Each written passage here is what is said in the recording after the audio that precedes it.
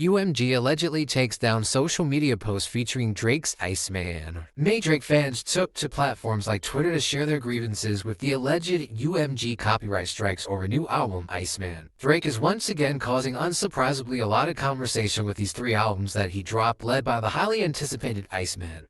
People online continue to discuss streaming drop-offs, and risers day-to-day dissect lyrics, sharing their favorite tracks and debate about the material within. But this is social media discussion allegedly saw some obstacles in the way due to the alleged copyright strikes on behalf of his parent label, Universal Group Music. As caught by @ClipSeason on Twitter, a leaked email shows how dozens of users on the platform have allegedly received copyright strikes for their posting featured songs from these new albums. So it seems like a lot of content creators were maybe doing reviews, and while they were doing these reviews, maybe they were playing the song or, something like that, and they were getting hit with copy strikes.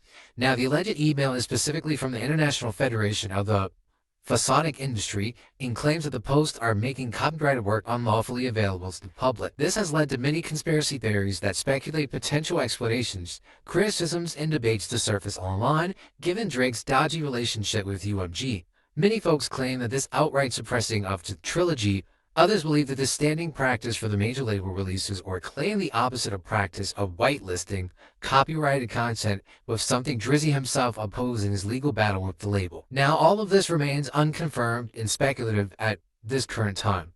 The exact reason is unclear, but people are peddling Kendrick Lamar-related conspiracy theories and industry manipulation as possible explanations.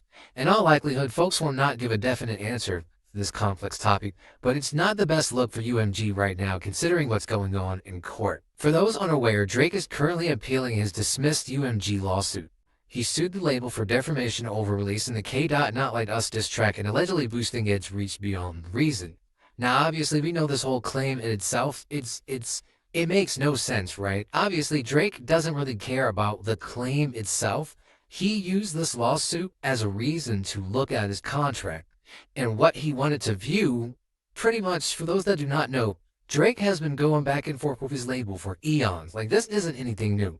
This time, Drake wants to get out of his deal so that he can get a better deal and go independent. So him suing the label, when you think about it, he really ruined his own reputation just so he could get it back on the back end by getting out of his contract, right? Now, could you say that that is a reasonable sacrifice to make? Maybe, right? Maybe. But, I mean, obviously, Drake can't say that the label pushed Kendrick's diss more than they pushed anything Drake, because the label's job is to push everything. Why would they push Kendrick more, if not Drake more? They're both on the label, right? They both have made plenty of money. They're both going to get the same type of push when they drop music. So that argument itself never really works out. The whole point was that Drake wanted to leave his contract, and that was the perfect way for him to see his contract and to know how to leave his contract. Now, this copyright situation also caught fans' attention due to Drake's alleged UMG exit after 3 albums. Some fans speculated that the trilogy fulfilled his contract so he could now go independent. Kind of like what I was just saying, pretty much. Like, this was the plan for him to actually leave the label. Now, nothing was confirmed, like we said.